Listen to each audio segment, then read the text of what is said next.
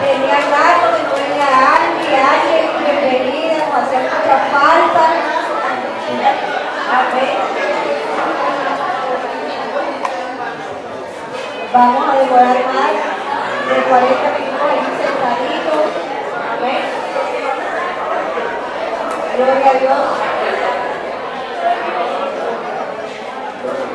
¿Cómo nos sentimos cuando saludamos a nuestro hermano? ¿Cierto que sí? Le damos un abrazo, le damos un Dios le bendiga, amén. Y le decimos, Cristo le ama, amén, bendiciones, amén. Somos una iglesia, amén. Somos un cuerpo, amén. Gloria a Dios. ¿Listo, pastor? Amén. En esta mañana, pues, va a pedir nuestro pastor. Vamos a esperar que todos nos sentamos, estemos en silencio, amén. Porque vamos a escuchar palabra de Dios, amén. Las sagradas escrituras, al cual hay que tener reverencia, amén. Porque es la palabra de Dios, amén. Padre, en esta hermosa mañana te damos gracias por la coinonía, Señor, que has derramado sobre tu pueblo en esta mañana. Y sigue derramando, Señor, el amor fraternal que dice tu palabra, que nosotros como iglesia, como hermanos en la fe, tenemos.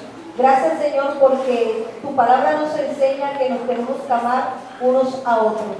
Aún tu palabra nos enseña que tenemos que amar a nuestros enemigos. Oh Dios, en esta mañana, Dios, colocamos la vida de nuestro pastor Joel en tus manos, para que tú le bendigas, para que seas tú, Señor, hablando a través de él, Espíritu Santo, que coloques las palabras sabias tuyas, las tuyas, Señor, no las del conocimiento humano, sino las tuyas, para que nos puedas, Señor, hablar a través de tu palabra, nos exhorte, aunque muchas veces no nos gusta que nos exhorte, Señor, pero es necesario la exhortación, la edificación y la consolación, porque de eso dice tu palabra, que tú nos exhortas, nos consuelas y nos vas edificando. En esta mañana tu siervo, Señor, en tus manos, en el nombre poderoso de Jesús. Amén y amén. Y los niños ya saben, se quedan. ¿Cómo nos vamos a quedar los niños? Calladitos. ¿Cómo nos vamos a portar? Bien, eso. Vamos a ponernos en pie un momento, hermanos. Gloria a Dios. Vamos a orar. Padre, en el nombre de Jesús, colocamos esta palabra en tus manos. Ayúdanos a entender esta escritura, Espíritu Santo. Ayúdanos, Señor, a comprender estas verdades fundamentales.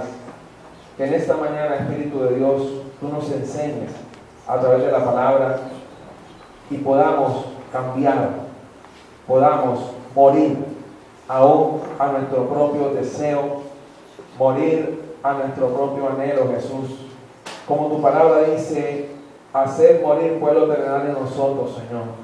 Todas aquellas cosas que a ti no te agradan, Jesús. Pero que esta palabra, Espíritu de Dios, esta mañana sea un fundamento para nuestra vida y que va a ser tu sabiduría la que va a enseñar en esta mañana. No va a ser Joel Peña, sino va a ser el Espíritu de Dios que habita en mí el que va a enseñar a la iglesia. Porque el que advierte a la iglesia es el Espíritu de Dios. El que la guía y la enseña es el Espíritu Santo. Y el que murió por ella fue el Señor Jesucristo con su sangre preciosa. Gracias por esta mañana, Padre. Y bendecimos los oídos de mis hermanos para que escuchen tu voz a través de la palabra. En el nombre de Jesús. Amén. Pueden sentarse, hermanos.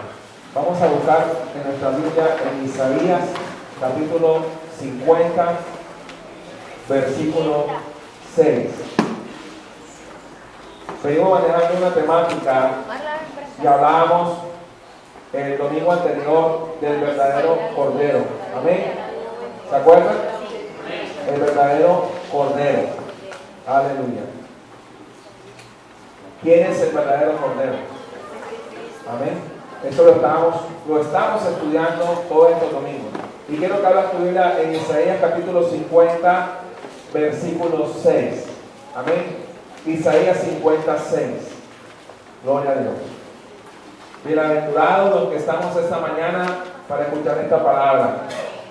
Mensajes que en nuestros tiempos están escaseando, como esto que vamos a escuchar esta mañana. Y todo este preámbulo que vamos a hacer para poder llegar hasta Isaías 53, es un capítulo que es el epicentro de la redención. Isaías capítulo 50, versículo 6, dice la palabra del Señor en esta mañana: di mi cuerpo a los heridores y mis mejillas a los que me mesaban la barba. No escondí mi rostro de injurias y de esputos. Di mi cuerpo a los heridores y mis mejillas a los que me mesaban la barba. No escondí mi rostro de injurias y de esputos. Es una graficación bíblica, profética, de lo que Jesús padeció en la cruz y que tristemente solamente se predica en una semana en especial que la tradición considera como Semana Santa, pero la Biblia no habla de ninguna Semana Santa, pero tristemente solamente en esa fecha en las iglesias cristianas es que se habla del Calvario. Cuando el apóstol Pablo en todo momento su mensaje era la cruz de Cristo y nunca se avergonzó de ese mensaje. Amén. Di mi cuerpo a los heridores. Cuando uno es un lector descuidado de la Biblia y no investiga el trasfondo de las palabras, el valor de las palabras, y es la virtud que el Espíritu Santo nos ha dado como maestros de la palabra, nos ha dado la capacidad de profundizar en la Escritura un poco más, porque al que más se le da, más se le demanda. Cuando Dios te da una capacidad, esa capacidad no es para jactarte o para vanagloriarte, sino para que ayudes a otros. Y como el Espíritu Santo nos ha dado esa capacidad de profundizar, cuando uno lee di mi cuerpo a los heridores, no tiene significado de valor hasta que se descubre qué significa la palabra cuerpo en el hebreo. La palabra cuerpo en el hebreo tiene una connotación poderosa para el creyente. En 1 Samuel, capítulo 31, encontramos un versículo especial.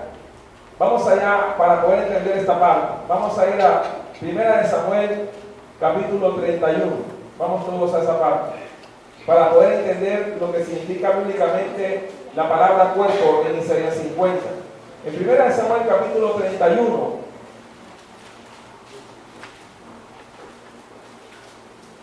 dice el versículo 12: todos los hombres valientes se levantaron y anduvieron toda aquella noche y quitaron el cuerpo de ¿quién?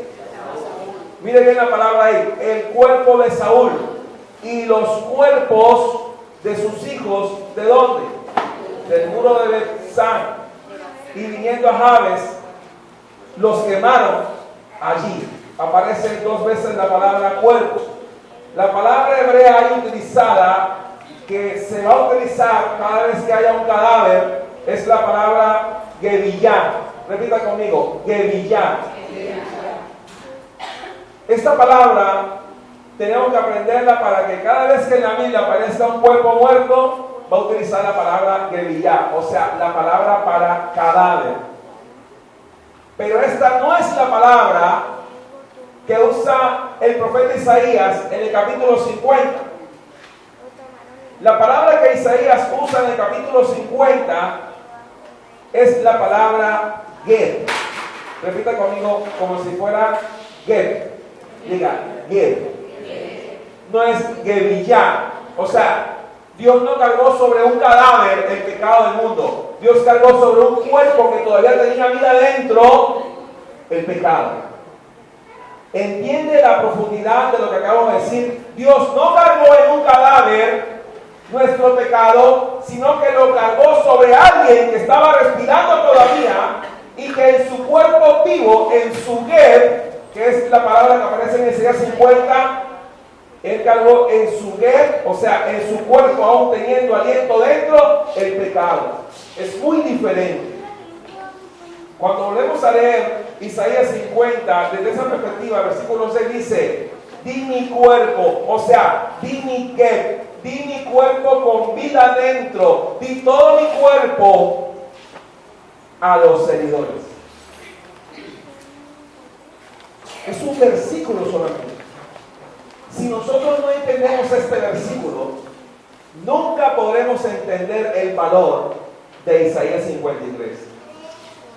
Jesús no fue muerto y luego cuando estaba muerto fue que Dios cargó el pecado del mundo en el cuerpo muerto, o sea, en el Gebillá. No, Él cargó el pecado en un cuerpo sin defecto, sin pecado, que no merecía morir y todavía estaba respirando, y cada vez que hablaba en la cruz le dolía porque estaba sufriendo gran dolor por todo lo que pasaba en su cuerpo, lacerado, maltratado, casi desintegrado, pero todavía respiraba, porque cuando Dios cargó el pecado en su cuerpo, Él estaba pronunciando palabras.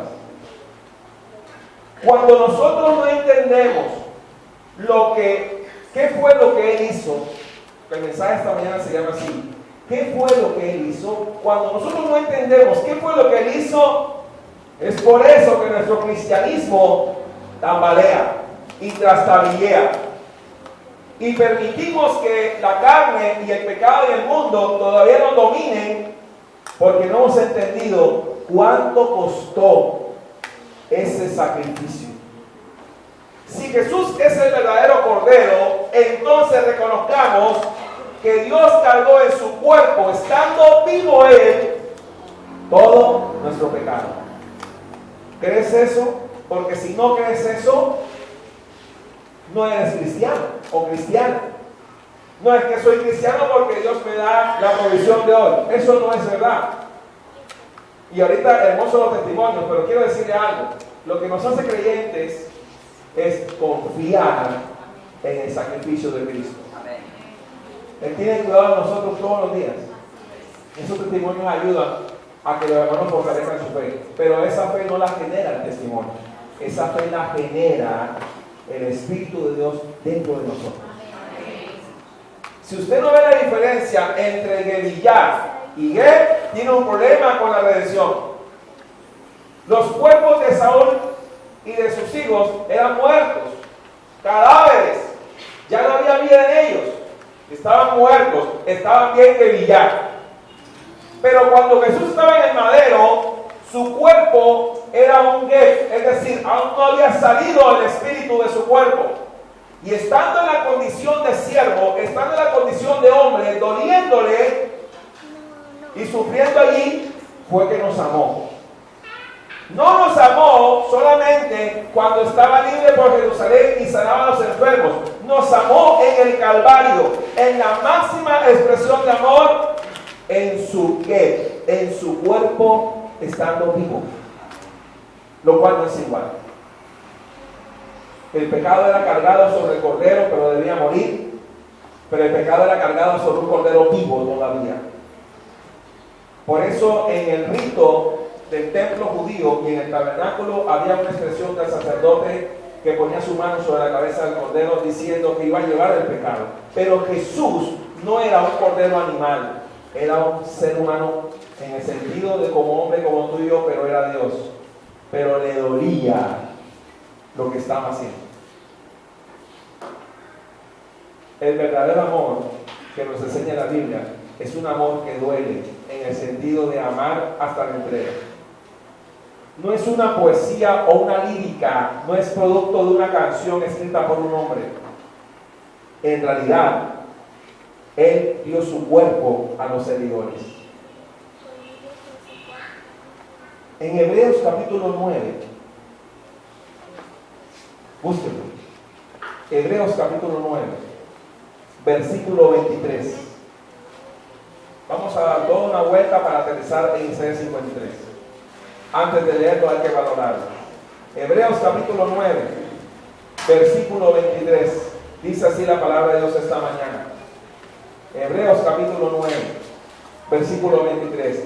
Fue pues necesario que las figuras de las cosas celestiales fuesen purificadas así, pero las cosas celestiales mismas con mejores sacrificios que estos. Porque no entró Cristo, escucha iglesia, esto es definitivo, porque no entró Cristo en el santuario hecho de manos. Jesús no entró en el templo de Herodes después que muere, o en el momento de la muerte. Él en la resurrección no entró en el templo de Herodes, figura del verdadero, o sea del celestial, sino en el cielo mismo. ¿Para qué? Presentarse ahora por nosotros ante qué. No entró en el templo de Herodes como nos han enseñado a veces, que el velo se rasgó. Jesús no entró allí. Ese templo no tenía ya ninguna utilidad, ya estando el Cordero presente. Él tenía que entrar en el templo celestial. Y ahí está ese templo, ante Dios. Y no para ofrecerse muchas veces, como entra el sumo sacerdote en el lugar santísimo cada año con sangre ajena. De otra manera le hubiera sido necesario padecer muchas veces desde el principio del mundo, pero ahora, en la consumación de los siglos, se presentó ¿cuántas veces? Una vez. Cuando alguien le pregunta a usted si hay vida en otros planetas, muéstrele este pasaje. Sea un profesor ateo o un científico loco, dígale, ¿dónde fue que Jesús efectuó la redención y cuántas veces? ¿Qué dice el pasaje? Entonces Cristo no murió en Marte, ni en Venus, ni en ningún planeta que la NASA quiera presentar como aptos para la vida. Si dice que una vez, es en serio, no es un juego. Y dice, una vez para siempre. Amén. Diga al que está al lado. Entonces, según la Biblia, no hay humanoides en otro parte del universo. Solo en este planeta murió Jesús por nosotros. Escuche bien, límpiese los oídos. En la discusión eterna de que se vive en otros planetas, se resuelve con este pasaje. ¿Dónde murió el Salvador del mundo? En este planeta. No en Urano ni en Neptuno. Murió en la Tierra. Entonces comienza a darle valor a la obra redentora de Cristo desde ahora. Una vez para siempre, por el sacrificio de sí mismo, para quitar de medio el ¿qué? Y de la manera que está establecido para los hombres que mueran una sola vez. ¿Cuántas veces murió Cristo? 30 veces, 40 veces, 50 veces. ¿Y después de esto qué? Así también Cristo se ofreció una sola vez, lo repite, lo enfatiza, una sola vez para llevar los pecados de muchos. Y ahí no dice todos, dice muchos. Y aparecerá por segunda vez, ¿cuántos lo creen? Sin relación con el pecado, para salvar a los que le esperan, no a todos. A los que le ¿qué? Pero ya muchos no están esperando a Cristo. Están esperando al anticristo para adorarlo. Pero nosotros esperamos a Cristo Jesús.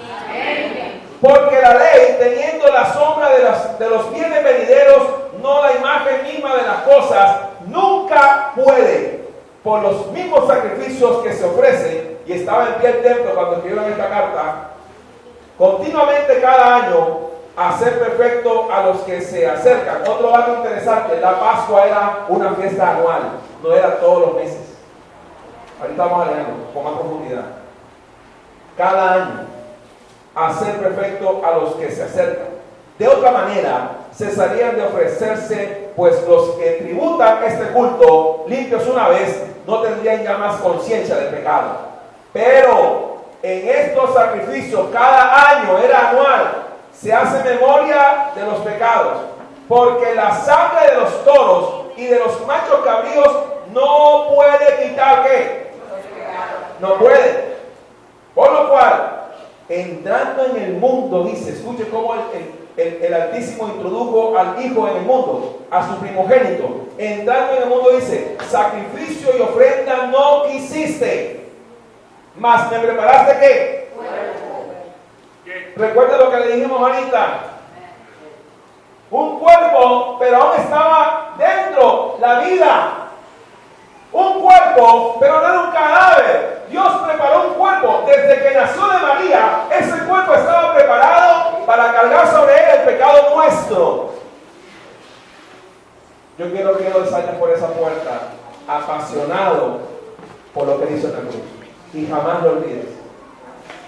Y no te dejes mover de tu manera de pensar muy fácilmente, ni por carta, ni por espíritu extraño, ni por otra prédica extraña. Los apóstoles decían eso en todo momento. Dice, me preparaste cuerpo, holocaustos y expiaciones por el pecado no te agradaron. Entonces dije, escuche, he aquí que vengo, oh Dios, para hacer qué. ¿Para qué vino Cristo? ¿Para hacer qué? ¿Qué es lo que tenemos que hacer nosotros? Como en el rollo del libro está escrito de mí, diciendo primero, sacrificio y ofrenda y holocausto y expiaciones por el pecado no quisiste, ni te agradaron, las cuales cosas se ofrecen según la ley. Y diciendo luego, he aquí que vengo, oh Dios, para hacer tu voluntad, quítalo primero para establecer esto último. En esa voluntad somos santificados mediante la ofrenda de ¿quién? Del cuerpo de Jesucristo. No podía hacerlo un buey o una oveja, ni una ofrenda que tú le dejas a Dios ahora económica. No lo puede hacer. Podrán pintártelo de colores en la televisión cristiana, podrán pedirte la tarjeta de crédito, no va a poder satisfacer la demanda del Padre por el pecado. Amén. Amén. Mediante la ofrenda del cuerpo de Jesucristo hecha una vez, ¿para cuánto tiempo? Para siempre. Pero dice luego, y ciertamente todo sacerdote está día tras día ministrando y ofreciendo muchas veces los mismos sacrificios que nunca pueden quitar los pecados, pero Cristo, ¿qué dice? Habiendo ofrecido una vez para siempre un solo sacrificio por los pecados, se ha sentado. Usted tiene que decir con seguridad cuando le pregunten, ¿dónde está Cristo? Está sentado a la diestra del Padre. Porque hay hermanos que piensan, no sabe dónde está Cristo. Piensa que está en otra galaxia. Está sentado a la diestra del Padre. ¿Qué está haciendo allí por nosotros? Intercediendo como nuestro sumo ¿qué? Sacerdote. Amén. Recuerden que ya es un cuerpo cadáver, pero Jesús no cargó el pecado del mundo sobre un cadáver, lo cargó sobre su cuerpo estando vivo. Amén. O sea, tiene el valor y el poder suficiente para hacerlo porque lo hizo mientras estaba en vida, no en muerte. A su nombre. Ahora hablamos el abanico bíblico y nos dirigimos. Entonces, ¿para qué murió Cristo? ¿Cuál es el sentido de colocarlo en el madero? Primero, ¿qué fue lo que hizo? Tomó su cuerpo, estando dentro la vida en él, y allí en ese cuerpo cargó el pecado. Pero ¿para qué lo hizo? Nos dirigimos a un hermoso pasaje, a el pasaje de Isaías, capítulo 53. Solo leemos un versículo. Cada versículo de Isaías 53 es un estudio por aparte, cuando uno empieza a ampliar ese concepto de lo que hizo Cristo en la cruz. Isaías capítulo 53, búsquenlo. Versículo 6, solamente leeremos un versículo. Son 12 versículos, pero leeremos uno, el versículo 6. Todos nosotros, vamos a leer desde el 5. Mas él herido, ¿qué? Para entender el contexto. Mas él herido fue, ¿por qué? Y a veces no reconocemos eso y decimos, no, Jesús murió por el pecado de los judíos. ¿Y tú y yo no? Dice nuestras. Amén. ¿Nuestras qué? ¿Cuántos reconocen que eran rebeldes sin Cristo? Amén. Molido por nuestros qué? Pero diga, nuestros. Sí, porque siempre culpamos a los otros. Dice, el castigo de nuestra paz, o sea, nuestra paz necesitaba un castigo. El castigo de nuestra paz fue sobre quién? O sea, sobre su cuerpo. Y por su llaga fuimos ¿qué? ¿Cuánto lo que? Todos nosotros, todos sin excepción, nos descarriamos como ovejas. Cada cual se apartó por su camino. Pero escuche la segunda parte. Mas Jehová cargó ¿en quién? O sea, en su cuerpo, en su guer, todavía estando la vida dentro de él, mas Jehová cargó en él el pecado ¿de quién? ¿De todos qué? Si no cometeremos en esta mañana. Cargó en él. ¿Sabe cuánto pesaba eso? Ningún hombre de Dios en el antiguo pacto, desde Adán hasta los días de Malaquías, ninguno, ni siquiera Juan el Bautista podía con ese peso. ¿Cuánto pesó entonces nuestro pecado sobre él? Porque aún no había muerto y ya estaba cargando el pecado. Pero cuando murió le dio la legalidad propicia para que pudiese justificarme. Si Cristo no moría en la cruz, o sea, si Él no se entregaba, no había una legalidad en cuanto a la compra de nuestra alma. No habría un precio legal pagado. Pero cuando Él propuso hacer la voluntad del Padre, lo hizo en su cuerpo estando vivo. ¿Sabes para qué? Para darle vida a los muertos. ¿Y sabe quién eran los muertos? Nosotros. Sería fascinante que la iglesia le pidiera al predicador: pastor, predica un mes el tema. Pero algunos piensan, ¿otra vez el mismo tema? Este tema es un tema maravilloso. Podríamos predicarlo 6 meses y yo no me cansaría. ¿Por qué nos hemos cansado de hablar de nuestro Cristo Jesús y de la cruz? Por temas que no tienen relevancia, aunque vemos que la doctrina bíblica tiene otros temas. Pero ¿cuál sería el más central? Hablar. ¿Por qué causa Pablo fue perseguido? ¿Por qué los apóstoles fueron perseguidos? Por este mensaje.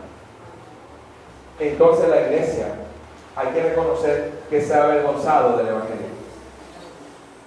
Tristemente, la iglesia se ha avergonzado de su propio mensaje y se ha ido tras vanidades ilusorias que no van a cambiar a nadie ni van a transformar ninguna comunidad. Este mensaje sería suficiente para que fuese la base de enseñanza durante un año. Aunque hay que predicar otros temas, no podemos dejar este tema a un lado y menos ignorarlo si somos cristianos, entre comillas. Cuando yo le pregunto a alguien de la salvación y sus pasos, su respuesta me da a entender la poca preparación bíblica que tiene la persona. Cuando responde, no habla como la Biblia.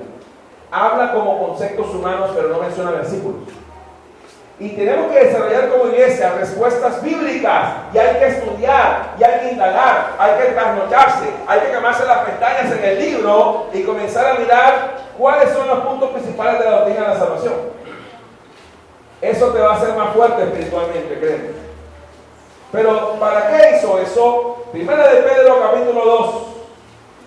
Interesante el estudio de la palabra cuerpo. Y ahora vamos con la sangre después. Primera de Pedro capítulo 2, versículo 24. Búsquenlo. Primera de Pedro capítulo 2, versículo 24 al 25. Dice la palabra de Dios: quien llevó él mismo, no usó otro, quien llevó él mismo nuestros ¿qué? ¿En dónde? Pero la palabra aquí, cuerpo, en el nuevo pacto, es la palabra soma. Ya no es que. La palabra aquí, cuerpo, es la palabra soma.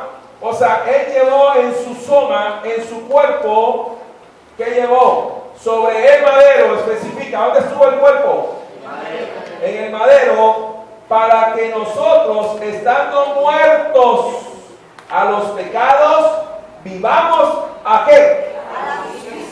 A la justicia, y por cuya herida fuisteis sanados. Porque vosotros erais como ovejas descarriadas, habéis vuelto ¿a quién? ¿Y obispo de quién? Diga, Cristo.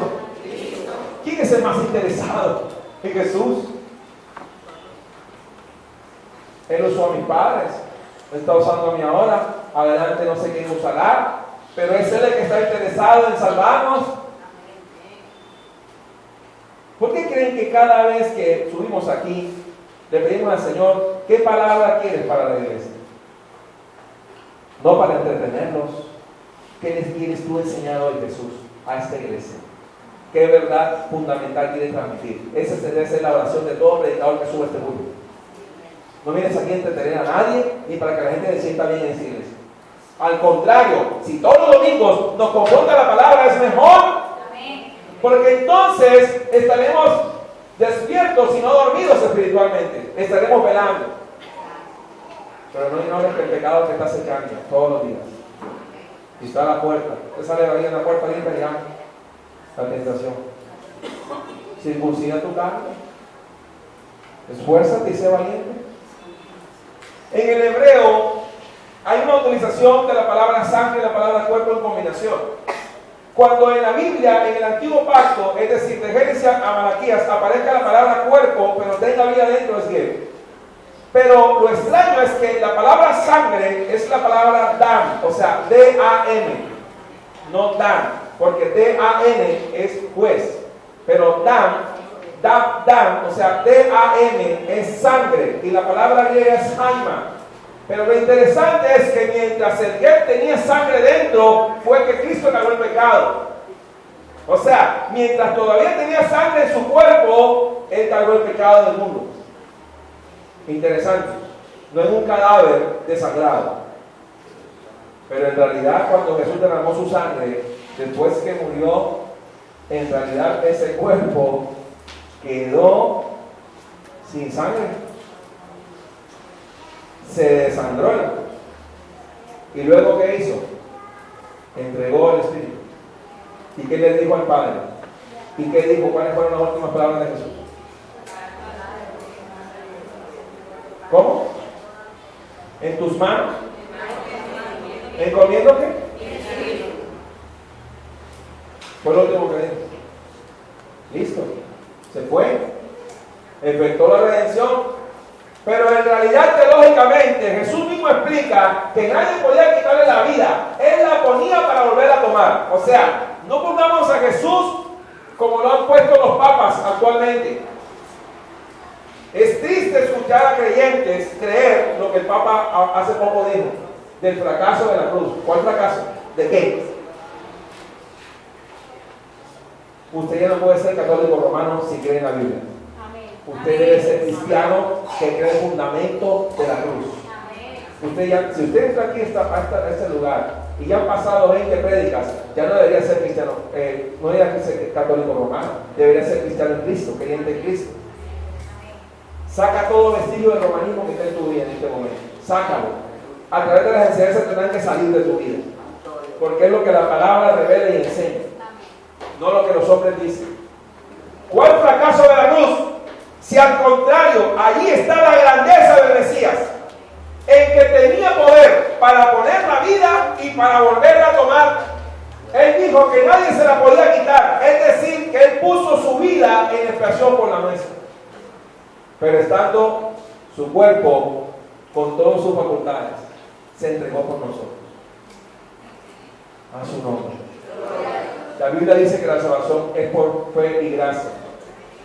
Y el romanismo dice que es por obras. ¿Quién tiene razón? La palabra de Dios. Por fe sois salvos. ¿Salvos por qué? Por fe, no por obras. Pero obviamente después de que llega la fe a tu vida, después, no antes. Dios genera, es Dios el que genera el querer como el hacer, por su buena voluntad. Pero esas sí son obras dignas de arrepentimiento, pero antes no, es imposible, porque entonces todas las religiones paganas del mundo fueran salvas. ¿Cuántas obras hacen los budistas? ¿Cuántas obras hacen los romanistas? Pero esas obras no nos van a llevar a la salvación. Es posterior a la gracia que viene, que tú puedes hacer obras dignas de arrepentimiento según su voluntad, pero no antes. Amén. ¿Entiendes esto, iglesia? Que es un fundamento. Pero ¿desde dónde viene el asunto de qué fue lo que hizo Jesús en la cruz, tenemos que retroceder entonces hasta el libro de Génesis, capítulo 4, búsquenlo. Génesis capítulo 4. Gloria al Señor. Quien se goza con una enseñanza como esta es el Espíritu Santo, cuando se habla la verdad de la palabra. Cuando se hablan vanidades, el Espíritu Santo se convierte. Génesis capítulo 4, versículo 10.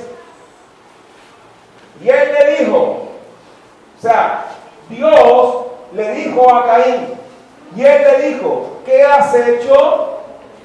La voz de la dam, o sea, sangre en hebreo es dam, o sea, escuche, la voz de la dam, pero si ya había muerto Abel, ya no estaba muerto, ya no era un cadáver, ya no era un guerrillar. Pero Dios le dice a Caín, la voz de la sangre de tu hermano clama a mí desde la tierra. Pero que ya no había muerto. Voy a repetirlo, porque hoy vamos a hablar de qué fue lo que hizo Cristo en la cruz, hablando del verdadero Cordero. ¿Para qué? Un cuerpo y su sangre. Pero dice que también Abel pasó lo mismo. La diferencia es que Abel era hijo de Adán y Cristo es hijo de Dios. La diferencia es que Abel, aunque usted lo ve bueno y ve una ofrenda que Dios le agradó, tenía pecado, porque era hijo de los padres pecadores. Pero Cristo no tenía relación con el pecado. El justo por los injustos. Amén. Amén. Nosotros, porque esa parte no nos gusta, ¿no? Nosotros, los pecadores, y Pablo decía, de los cuales soy el primero. Pero los pseudoapóstoles dicen que son santos, santos, santos. Y Pablo dice, de los cuales soy el primero. Tremendo, ¿no? ¿Qué diferencia? Y él le dijo, ¿qué has hecho? La voz de la sangre de tu hermano clama a mí de la tierra. Este es un principio doctrinal, porque luego en Hebreos capítulo 12, búsquenlo, Hebreos 12, versículo 24. Miren lo que dice la palabra. ¿Qué distancia de tiempo hay? Hebreos capítulo 12, versículo 24. ¿Cómo dice? Si lo encontró primero que yo. A Jesús, el mediador del nuevo pacto. Ajá. Y a la sangre rociada que habla mejor que la de Abel. ¿Que habla mejor que quién? Que la de Abel. ¿Qué tan fuerte fue la voz de Abel, la sangre de Abel, perdón, para que Dios la oyera? ¿Qué le dijo Dios a Caín? Repítalo. Sí, pero ¿qué le dijo? La voz de la sangre de qué? Clama a mí. Pero en este versículo dice específicamente a Jesús, el mediador del nuevo pacto, y a la sangre rociada que habla mejor que la de Abel. Si el Padre escuchó la voz de la sangre de Abel, ¿cuánto más la voz de su Hijo?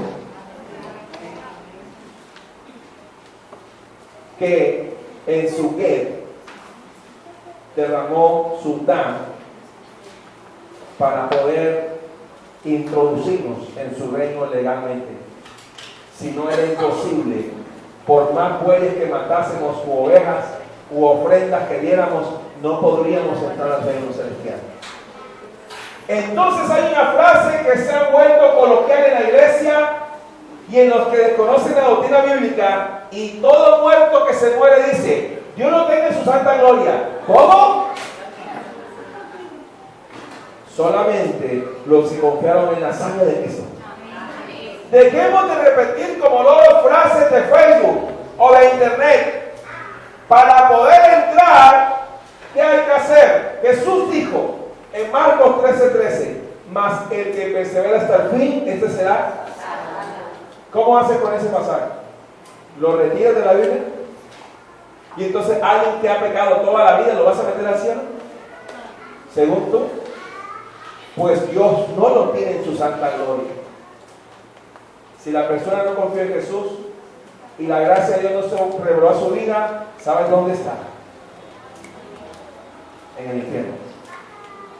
¡Ay, pastor! Pero no llena susceptibilidades. Es una realidad. Es la confianza en Jesús y en su sangre y en su gracia la que me salva. Eso hay que repetirlo hasta que la iglesia lo diga ya naturalmente. Hay que repetirse a la iglesia para que deje que hay tanta cosa en Facebook. Dejen de decir Dios lo tenga en su santa gloria. Díganlo cuando usted sepa que esa persona dio testimonio de la verdad y no se torció. De hecho, esa expresión no la utilizó nunca un apóstol. Pero, ¿sabes algo? Si hay evidencias cuando alguien muere en Cristo. Pregunta a la gente del barrio y de alrededor. Pregunta cómo era esa persona. Pregunta cuál era su testimonio. Y ellos te dirán. Había una discusión en Facebook. Un ateo versus débiles en la fe. Sí, son débiles en la fe porque cuando uno ve una discusión en Facebook, si la persona conoce palabras, le dispara con la palabra. Y el asunto se volvió tan candente en una de las páginas de Facebook del barrio donde yo nací. Y yo ni siquiera intervení en la discusión. Y alguien le dice a esta persona, bueno, pero si para ti todos los hombres son iguales y son malos y todo. Y entonces le lanzan esta frase a esa persona en el Facebook. Solamente vi la discusión, no participé en ella. Le preguntó a la persona, con mucha categoría le preguntó, ¿y qué dices del pastor René Peña? Y el ateo le dice, no, del pastor René no puedo decir nada malo, porque en el barrio ayudaba a la gente, cuando discutíamos unos vecinos lo llamaban para que orar, el ateo. Y muchas veces ayudó a mis padres, el ateo. El ateo. No puedo decir nada malo. Se acabó la discusión. ¿Cuánto vale un testimonio? No corran en decir amén. Les voy a pedir por favor que piensen en lo que me va a decir. ¿Cuánto cuesta un testimonio de vida? Forjarlo. Para atreverse, como hizo Samuel, a pararse frente al pueblo y preguntar si había hecho algo malo contra ellos. Y un pueblo tan grande de miles de personas dijo, no tenemos nada malo que decir. ¿Sabe qué grado llegar a ese punto? Es decir, tienes que tener una madurez espiritual y sujetar tu carne tanto que nadie tenga nada malo que decir de ti. A ese punto nos quiere llevar el Espíritu de Dios, en la madurez espiritual. Amén. Pero aún no hemos llegado a ese grado. No hemos llegado. Así que no me vuelvan a decir amén así como ahorita. Faltan muchas cosas por morir. Faltan muchas cosas por cambiar. Faltan muchas cosas por dejar. Y Dios sí sabe la verdad de nuestra vida. Él nos conoce por dentro y por fuera. Nos conoce mejor que nuestra esposa, que nuestro esposo, que nuestro papá, que nuestros hijos. Nos conoce mejor que cualquier persona. Y sabe cuáles son nuestros puntos neurálgicos. Sabe cuáles son nuestros problemas en la carne. Él sí lo sabe. Y por eso ese mensaje esta mañana para darle valor a ese sacrificio perfecto. Amén, a su nombre. Pero resulta que en la Biblia hubo la primera mención de lo que Jesús hizo en la cruz, de la Pascua. Está en Éxodo 12, búsquelo. Porque todo lo que tiene que ver con Isaías 53 tiene que ver con la Pascua. Éxodo 12, búsquelo ahí en su Biblia, versículo 1 al versículo 14. Alguien vaya buscando Éxodo 12, 21 al 28. Otro hermano va buscando números 9, 1 al 5. Otro hermano busque el número 28, 16. Y otro hermano busque el Deuteronomio 16, 1 al 7. Ahí tiene para escoger. Gloria a Dios. Y Dios permite que cada uno haya agarrado una cita sin repetirlo. Comienzo por Éxodo capítulo 12, versículo 1.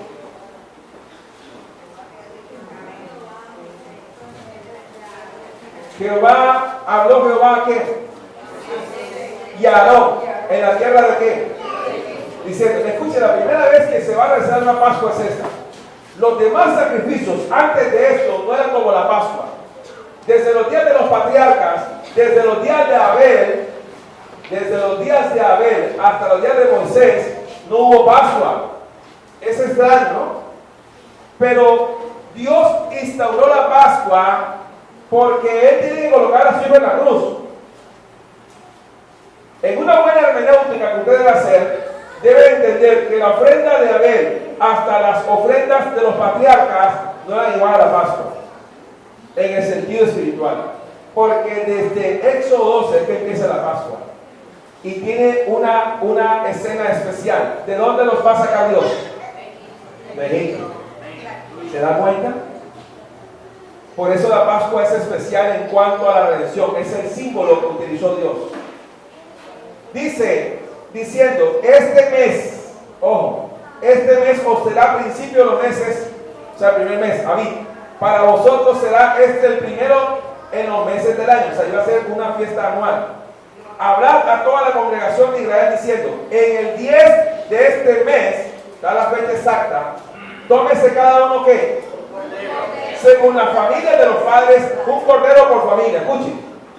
Mas si la familia fuere tan pequeña que no baste para comer el cordero, entonces, mire la coinonía, él y su vecino inmediato a su casa tomarán uno según el número de las personas. O sea, ya habían 2 familias con un cordero.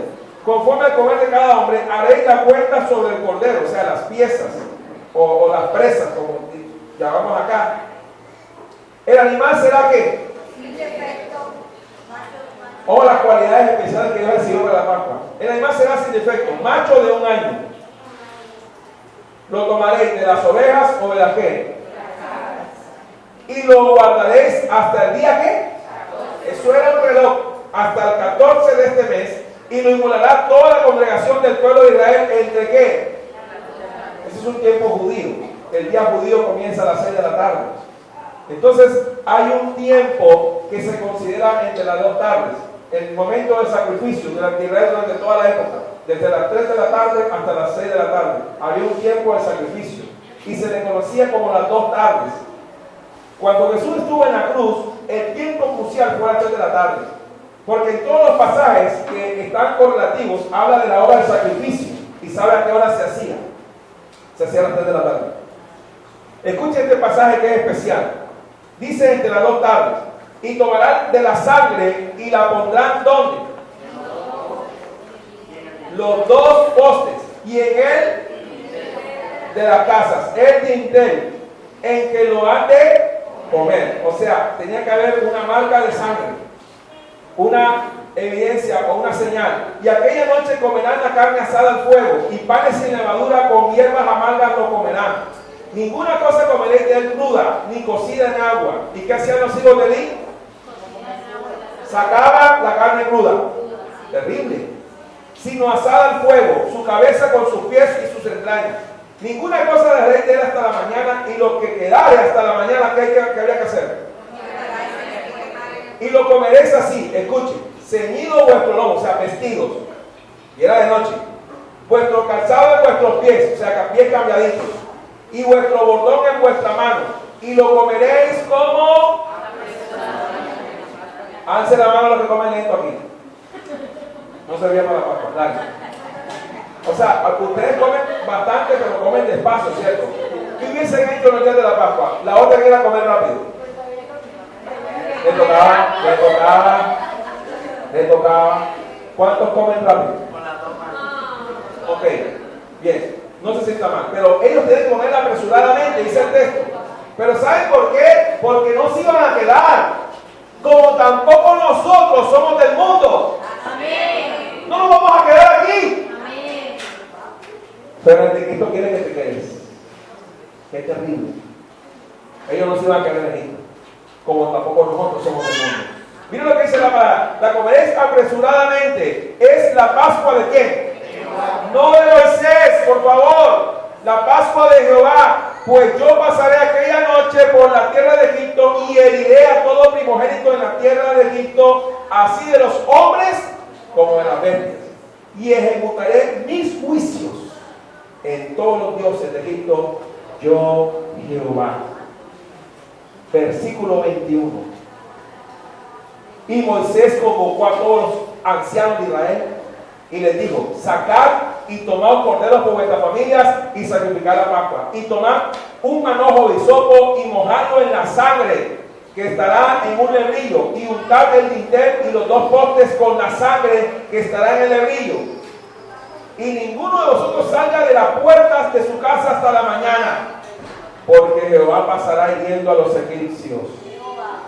Y cuando vea la sangre, iglesia, escucha lo que te va a salvar. Y cuando vea la sangre en el dintel y en los dos postes, pasará Jehová aquella puerta. Eso significa la palabra pesa, pasar por alto, y no dejará entrar al heridor en vuestras casas para herir. Guardaréis esto por estatuto para vosotros y para vuestros hijos para siempre. Y cuando entréis en la tierra que Jehová os dará, como prometió, guardaréis este que. Y cuando os dijeres vuestros hijos, ¿qué es este rito vuestro? Porque ellos no entendían. Vosotros respondéis, es la víctima. ¿Se acuerdan de la palabra get? El cuerpo es la víctima. ¿Por qué? De la Pascua de Jehová, en el cual pasó por encima de las casas. La palabra pesa en hebreo es saltar o pasar por alto, por encima de las casas de los hijos de Israel en Egipto. Si no quieres que te llegue y pase por encima, confía en su sangre, no en tu bolsillo. Ahí se acabaron los amenes.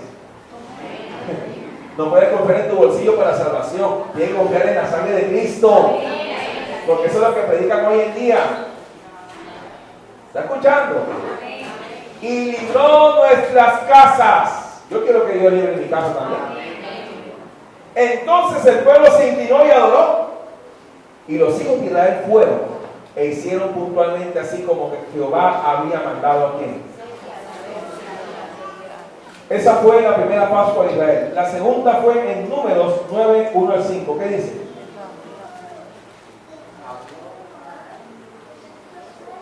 Números 9, 1 al 5. El otro va a leer Números 28, 16. El otro va a leer Deuteronomio 16, 1 al 7. Números 9, 1 al 5, ¿qué dice? Habló Jehová a Moisés en el desierto de Sinaí. ¿En qué año? En ¿En el segundo qué? El primer año fue la salida. Y el segundo año, ahora es el segundo año, era una fiesta anual. ¿Qué le dijo? De su salida de la tierra de Egipto. Ajá. En el mes primero diciendo: los hijos de Israel celebrarán la Pascua a su tiempo. A su tiempo. El 14º día de este mes, entre las 2 tardes. Eso. La celebraréis a su tiempo. O sea, todos los 14 David mataban la Pascua. Todos los años. Ese era el segundo año. Amén. No, pues es más largo, pero hasta ahí para poder ver en más texto. Número 28, 16, ¿qué dice? Pero búsquenlo antes, hermano, porque entonces vamos a demorar toda la mañana. Ahora busquen Deuteronomio 16, 1 al 7, rapidito, porque después nos demoramos. Ya alguien debe estar leyendo. ¿Guardarás? En el mes de abril Ajá. darás Pascua a Jehová tu Dios, porque en el mes de abril Escuchen. te sacó Jehová tu Dios De Egipto. de noche. De noche. Y sacrificarás la Pascua a Jehová, tu Dios, de las ovejas y de las vacas en el lugar que Jehová escogiere para que habite allí su nombre. Eso. No comerás con ella pan por levaduras. Ese es el 16. 28 y 16, hermano. No, ese es Deuteronomio 16. Ah, ok, está leyendo el otro. ¿Y Deuteronomio 28 y 16? Número 28. Perdón, número 28 y 16, ¿qué dice? Pero en el mes primero, a los 14 días del mes, Eso. será la Pascua de O sea, el día era el día qué? mes primero. Mes primero, ¿qué día? Eso nunca cambió. Si le preguntan, ¿qué día murió Jesús? Jesús murió un 14 de abril, sin dudar, el día de la Pascua. Escucha bien. Cuando le pregunten, ¿qué día murió Jesús? ¿Qué día tenía que morir el Cordero? 14 de abril. Ya, no tiene duda. Para Israel, no para nosotros. Ahora, esto se va a poner serio. Eso era la instauración de un rito. Ahora vamos a ver entonces la realidad de lo que sucedió. En Isaías 53 estaba Dios profetizando lo que pasaría. En Isaías 53. Pero en el Evangelio de Lucas, búsquenlo, capítulo 22. Repite conmigo entonces. Diga, profecía. Isaías 53. Cumplimiento. Lucas 22. Ahora diga conmigo, en memoria. 1 Corintios 11. Bien, vamos entonces a Lucas capítulo 22, toda la iglesia. Lucas 22. Vamos a apurarnos porque nos agarra ahorita la Pascua. Lucas capítulo 22. Sí, porque vamos a tomar la cena del Señor. Pero vamos a tomar la conciencia, como dice la palabra. Lucas 22. ¿Ya estamos ahí? Mira lo que dice el texto, el versículo 1. Estaba cerca la fiesta de los panes sin levadura, que se llama ¿cómo? La Pascua. Estaba a punto de ocurrir. Y otro pasaje dice que faltaban 2 días. Hay un texto allí que corrobora esto. Y los principales sacerdotes y los escribas buscaban cómo matarle, porque temían al pueblo. Y entró Satanás ¿en quién? Extraño, ¿no? Casi siempre la gente se endemonia por un demonio. Lo extraño es que el autor de Lucas, que es Lucas mismo, dice que el diablo, o sea, Satanás entró en Judas. Interesante, ¿no? O sea, no era cualquier demonio que entró en Judas para hacer el trabajo. Entró fue Satanás, lo dice el texto, y entró Satanás en Judas. ¿Por sobrenombre cómo? El cual era uno del número de los 12. Y este fue y habló con los principales sacerdotes y con los jefes de la guardia de cómo se lo entregaría. ¿Usted cree que Jesús no sabía eso? ¿O que Dios no sabía? Y ellos se alegraron. Por fin vamos a destruir a este judío que anda predicando por allí y va contra nosotros. Y convinieron en darle dinero. Y él se comprometió.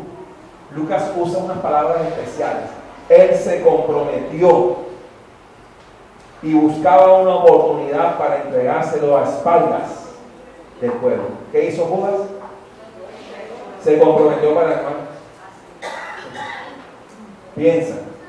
¿Estás comprometido tú para la justicia de Dios?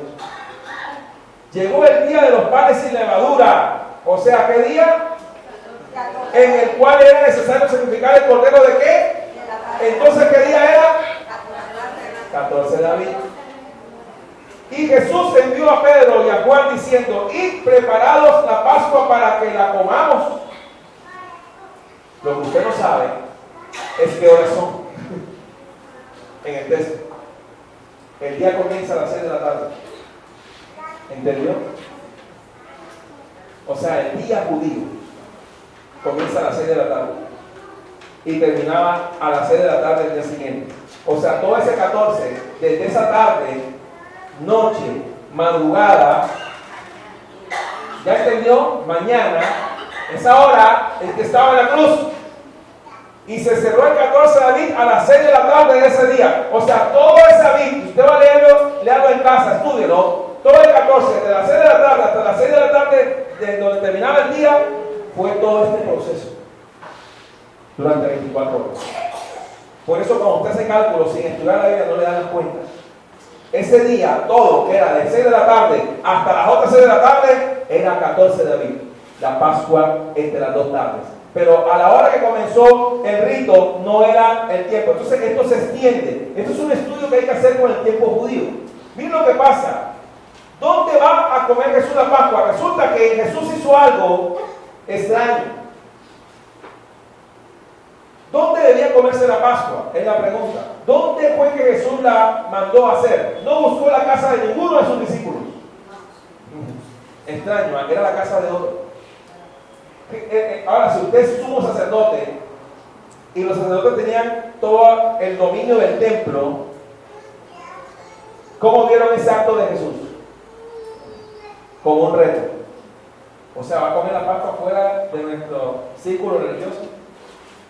Pero a estos hombres se les olvidó que la Pascua era una fiesta familiar. Ahora, ¿por qué Jesús no comió la Pascua con sus hermanos? Que en ese tiempo aún vivían los hermanos de Jesús. Según la carta, obviamente. ¿La comió con quién? Con sus discípulos. Los que habían estado con él en sus pruebas y dificultades. Uno quisiera que la familia de uno anduvieran todas juntas, ¿verdad? Pero eso no se cumple en realidad. Las familias que están juntas deben gloria a Dios, pero por lo general no pasa eso. ¿Cierto que sí, hermano? Pero mira lo que dice el pasaje. Es hermoso leer la secuencia. Dice en el versículo 8: y Jesús envió a Pedro y a Juan. Hay otro evangelio que dice que envió a dos. Aquí Lucas revela los nombres. ¿A quién envió? Diciendo: y prepararnos la Pascua para que la comamos. O sea, ese día él iba a decir: ¿saben quién es la Pascua? ¿Soy yo? Ellos no esperaban eso, porque ese día estaban comiendo ahí la Pascua como ordenó en el mandamiento de Dios a Moisés. Ellos dijeron: ¿dónde quieres que la preparemos? Él les